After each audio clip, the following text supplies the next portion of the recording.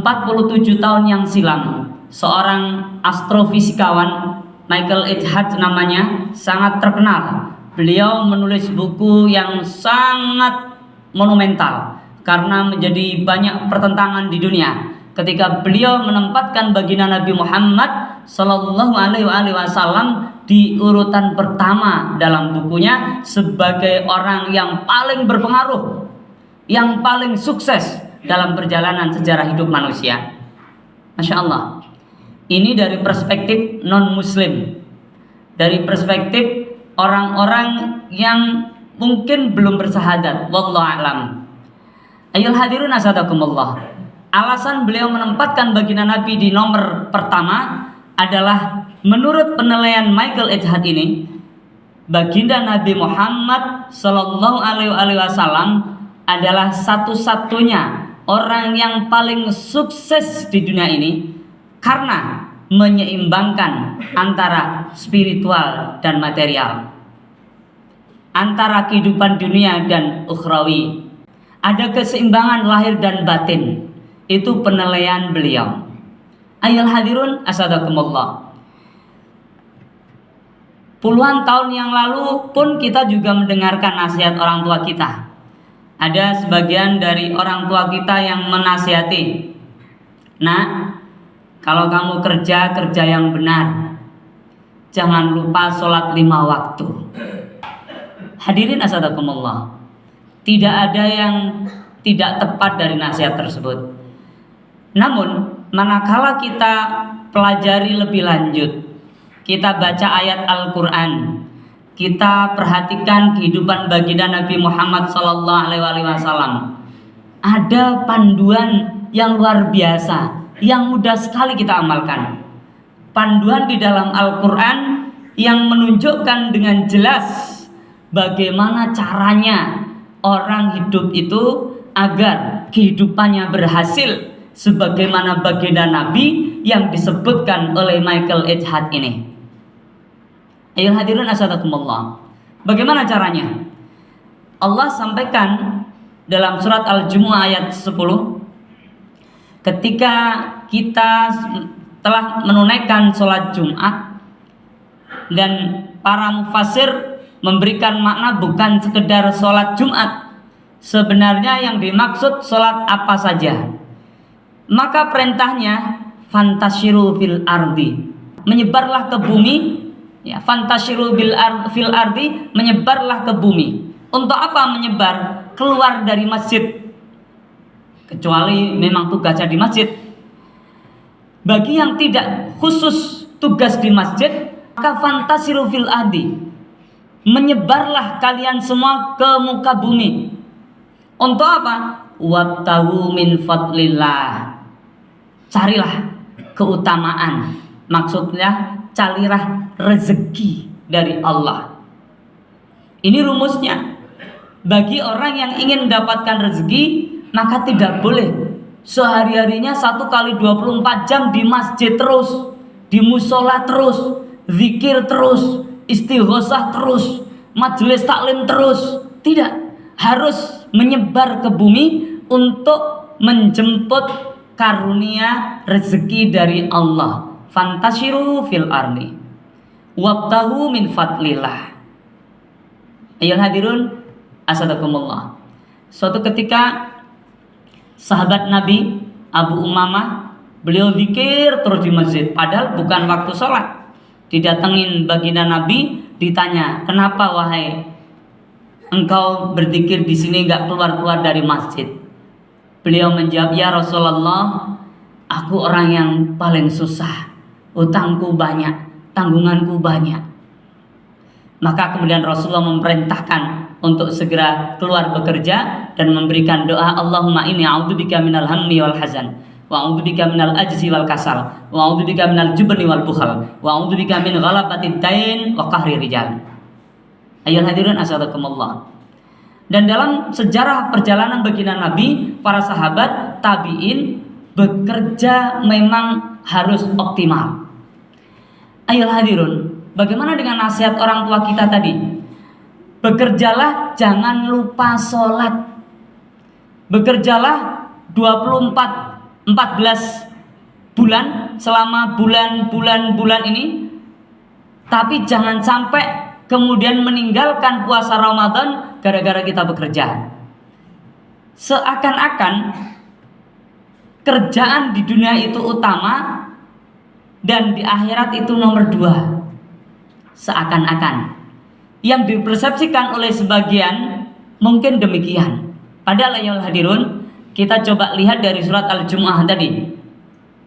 Allah belum selesaikan tersebut, dilanjutkan ayatnya. Wadhkurullaha katsiran la'allakum tuflihun. Ini ada etikanya, ada lanjutannya. Bukan sekedar keluar dari masjid kemudian bekerja mencari nafkah, tapi ada lanjutan yang tidak dimiliki oleh orang-orang semacam Michael Ejhad, oleh orang-orang orientalis, oleh orang-orang yang tidak beriman kepada Allah dan Rasul-Nya. Apa yang tidak mereka miliki? Sebagaimana yang Allah sebutkan, wadhkurullaha katsiran. Huruf wawu ataf namanya, melambangkan atau mengilustrasikan, menjelaskan sesuatu yang seimbang, tidak berat sebelah. Ketika seseorang menunaikan ibadah, maka keseimbangannya adalah keluar setelah selesai dari masjid. Bukan hanya itu, maka keseimbangannya adalah wadhkurullaha katsiran. Mengingatlah Allah yang banyak. Tidak boleh dipisah ya hadirun. Ini serangkai. Ketika keluar kita dari masjid, habis dari khutbah Jumat ini, sholat Jumat ini, kita keluar dari masjid, kita sudah selalu harus wadhkurullaha katsiran, berzikir kepada Allah yang banyak. Jadi di sela-sela kita bekerja, dimanapun kita berada, perjalanan dari rumah, dari masjid menuju ke tempat bekerja kita masing-masing, di tempat bekerja kita bekerja, bergaul dengan sesama relasi kerja di kantor kita, atau dimanapun kita berada, wadhkurullaha katsiran. Harus banyak berzikir kepada Allah. Masya Allah. Dari penjelasan para ulama, salah satunya Al-Imam An-Nawawi, beliau menjelaskan zikir itu ada 2 bagian besar caranya. Ada zikir yang jahri, yang terdengar suara. Ada zikir yang khafi, zikir yang letaknya di dalam hati dan tidak ada orang yang bisa mendengarnya. Ayolah hadirun. Lalu kalau kita lihat surat Al-Jumu'ah ayat 10 ini, kira-kira mana yang mendekati? Maka menurut khatib yang paling mendekati adalah zikir khafi, zikir yang letaknya di dalam hati, zikir yang tidak terdengar oleh orang. Apa penguatnya? Sayyidatuna Aisyah, istri Rasulullah, pernah mengatakan dalam penjelasan syarah hadis Bukhari, beliau menjelaskan bahwa aku lebih menyukai mengingat Allah di dalam hatiku daripada melalui lisanku dengan perbandingan 1:70. Masya Allah. Ayolah hadirin asadakumullah.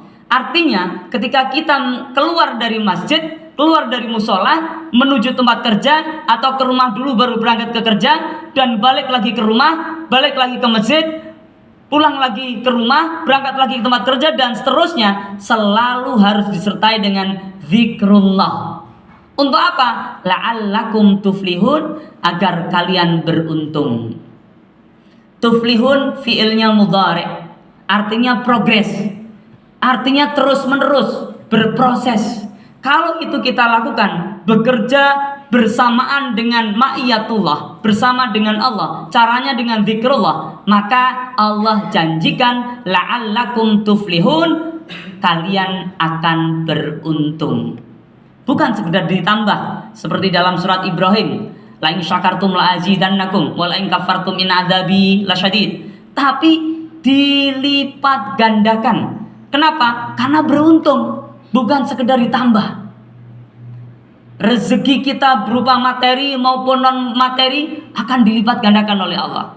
Tuflihun. Keluarga kita semakin bahagia, anak kita, keponakan kita, mungkin cucu kita yang sulit sekali untuk sholat, tiba-tiba ketika kita praktekin ini, bekerja sehari-hari dengan selalu mengingat Allah, tiba-tiba dia mau tergerak hatinya untuk sholat.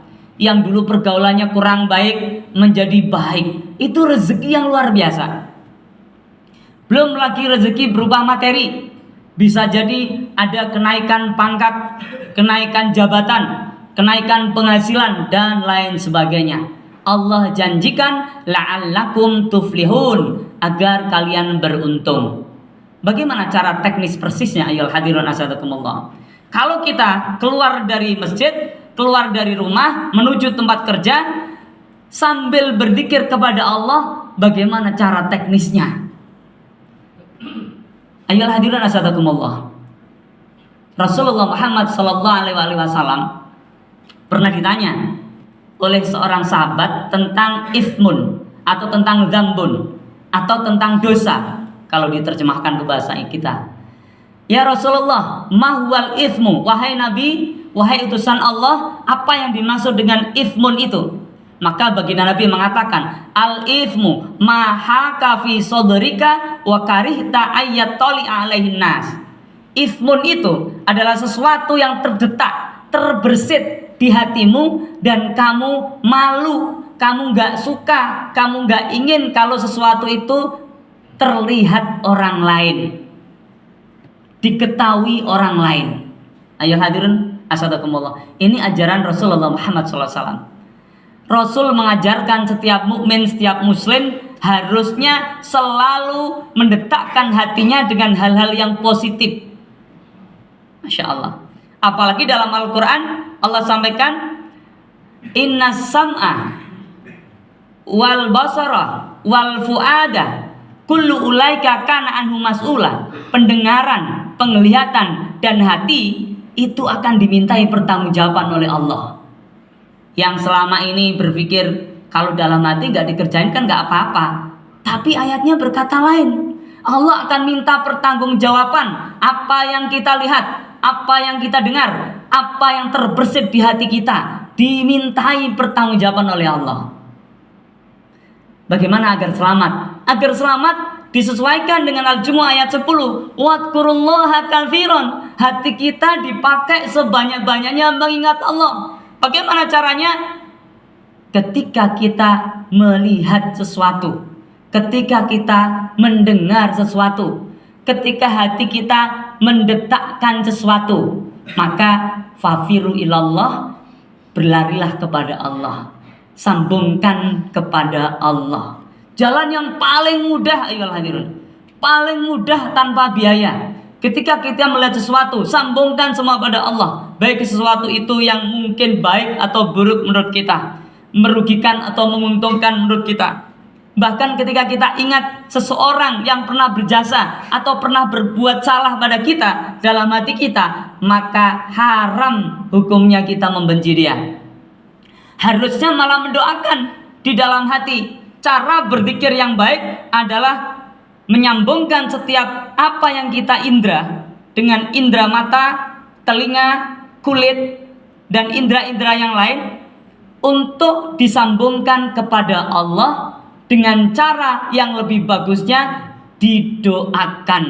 Kenapa? Karena baginda Nabi berpesan, "Ma min 'abdin muslimin yad'u li akhi bi dhahril ghaib illa qalal malaku walaka bimithlin." Tidak ada seorang hamba muslim, hamba mukmin yang mendoakan orang lain tanpa sepengetahuan orang lain tersebut, kecuali malaikat mengatakan kepadanya, walaka bimithlin, engkau dapat bagian yang sama. Kalau malaikat mendoakan kita dengan cara seperti itu, maka doa malaikat tak pernah terhalang, karena malaikat tidak pernah melakukan dosa.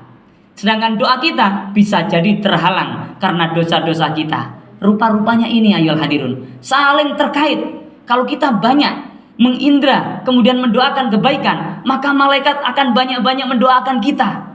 Maka jika doa-doa kita selama ini kayaknya jauh gak dikabul-kabulan oleh Allah, bisa jadi karena selama ini kita sibuk mendoakan diri sendiri dan keluarganya, kita tidak pernah mendoakan orang yang kita lihat. Kita tidak pernah mendoakan nama yang terdengar di telinga kita. Kita tidak pernah mendoakan orang-orang yang menyakiti ataupun berbuat baik dulu yang kita ingat di hati kita. Ayolah hadirun asadakumullah. Inilah rupa-rupanya caranya. Inilah rupa-rupanya yang digambarkan oleh Allah dalam surat Al-Jumu'ah ayat 10. Ketika kita bekerja bersamaan dengan setiap aktivitas kita, maka wadkurullaha katsiran. Ingatlah Allah yang banyak tak terhitung. Dengan cara apa? Dengan mengaitkan segala apa yang kita indra kepada Allah serta mendoakannya. Barakallahu li wa lakum bima fi minal ayati wa dzikril hakim wa taqabbalallahu minni wa minkum tilawata innahu was samiul alim wa qur rabbighfir warham wa anta khairur rahimin.